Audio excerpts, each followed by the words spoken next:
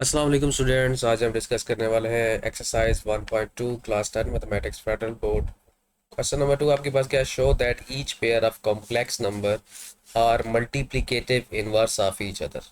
अब यहाँ पर हमें मल्टीप्लिकेटिव इनवर्स का मतलब पता होना चाहिए। अब हमने ये देखना है कि ये दो पेयर जो दिए हुए हैं कॉम्प्लेक्स नंबर की फॉर्म में, तो क्या ये आपके पास मल्टीप्लिकेटिव इनवर्स है, ये नहीं है। जैसे हमने अभी दो नंबर ढूंढे थे तो वो एक दूसरे के एडिटिव इनवर्स थे, तो हमें दो नंबर वैसे ही दे दिए और चेक करना है कि ये दोनों पेयर एक दूसरे के मल्टीप्लिकेटिव इनवर्स हैं या नहीं है। तो पहले मल्टीप्लिकेटिव इनवर्स का कुछ देख लेते हैं। आप लोग क्लास 9th में पढ़ चुके हैं कि जैसे 2 है रियल नंबर के केस में, तो 2 को किस से मल्टीप्लाई करवाएं तो 1 आता है। ठीक है, मल्टीप्लिकेटिव इनवर्स लाने के लिए आपके पास 1 आना ज़रूरी है। तो आप क्या करते थे, 2 के नीचे कुछ नहीं है, 1 है, तो आप इसका अपोजिट मतलब रेसिप्रोकल लेके मल्टीप्लाई कर देते थे। 2/1 है तो 1/2 से मल्टीप्लाई कर दोगे, ये इसके साथ कट हो जाएगा, 1 1 से कट हो जाए तो 1 आ जाएगा।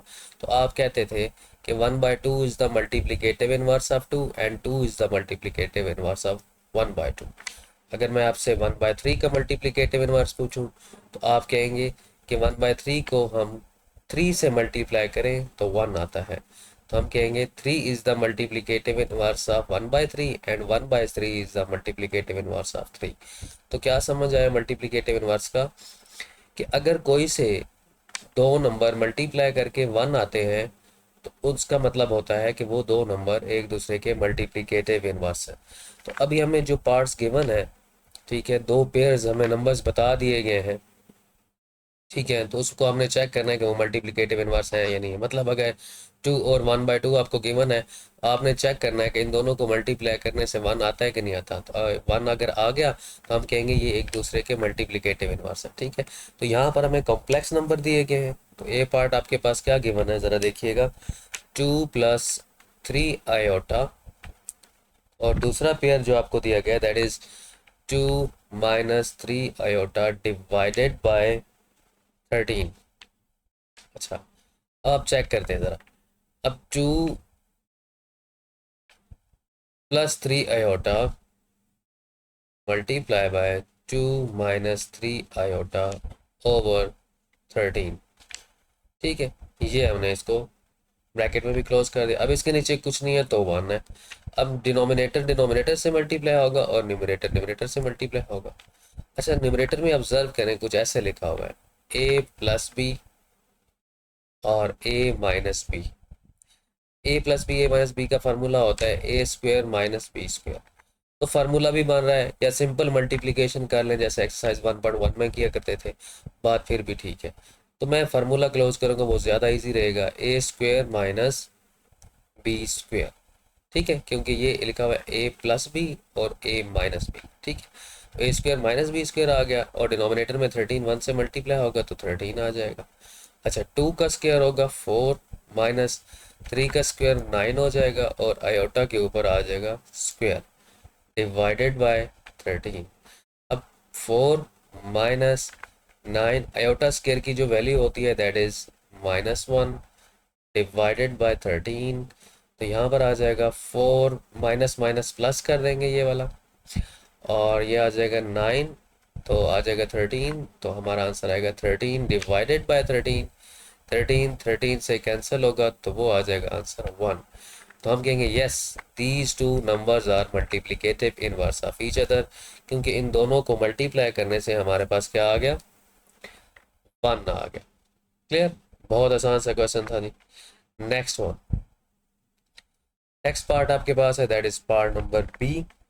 वहां पर लिखा गया है 5 - 4 आयोटा इंटू, ब्रैकेट में आगे लिख लेंगे, कॉमन डाल लिखा हुआ है दैट इज 41।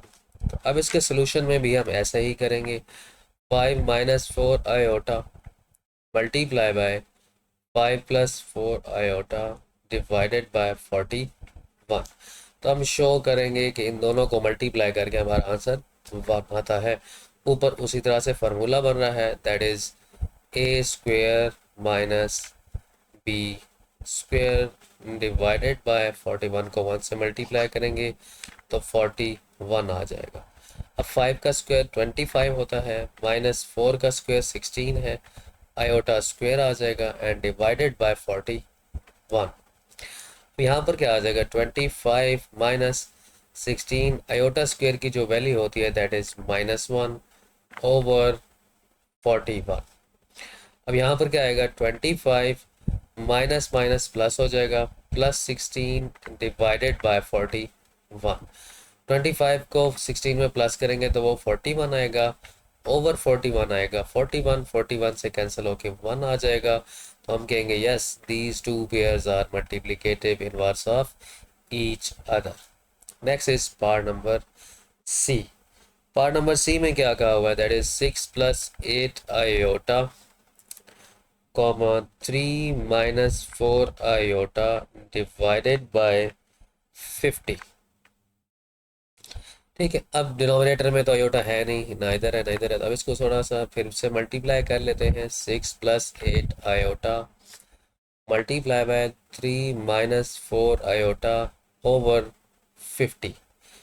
अब क्या करते हैं, इन दोनों को मल्टीप्लाई कर लेते हैं, इसके नीचे कुछ नहीं है तो 1 है। अच्छा, अब इस बार ये फार्मूला नहीं बन रहा, यहाँ पर 6 है, ए है, तो यहाँ पर भी 6 होना चाहिए था, यहाँ पर नहीं है। 8 आयोटा अगर यहाँ पर है तो यहाँ पर भी 8 आयोटा होना चाहिए था, नहीं है।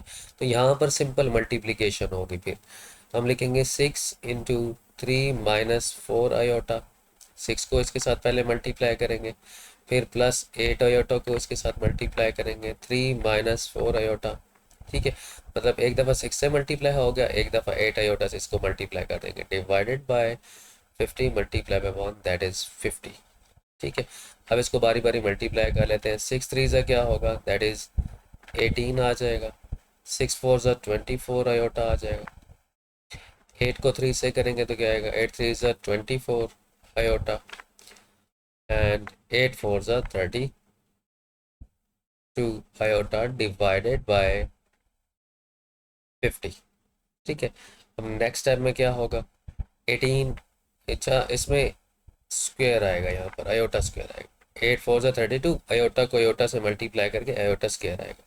अब यहाँ पर क्या होगा, 18, ये जो 24 आयोटा प्लस का है और ये माइनस का जो है वो कैंसिल हो जाएंगे क्योंकि वो सेम अपोजिट साइन के साथ है। तो यहाँ पर 18 - 32 आ जाएगा और आयोटा स्क्वायर की वैल्यू जो होगी दैट इज़ -1 के इक्वल होती है, डिवाइडेड बाय 50 आ जाएगा। तो यहाँ पर आ जाएगा 18 + 32 आ जाएगा, माइनस माइनस प्लस कर देंगे, डिवाइडेड बाय 50 आ जाएगा। तो 18 + 32 that is equals to 50 and 50 over 50 दोनों कैंसिल होके 1 के इक्वल आ गए हैं। तो हम कहेंगे yes these two pairs are multiplicative inverse of each other. ठीक है जी, नेक्स्ट हम क्वेश्चन नंबर 3 स्टार्ट करेंगे जी।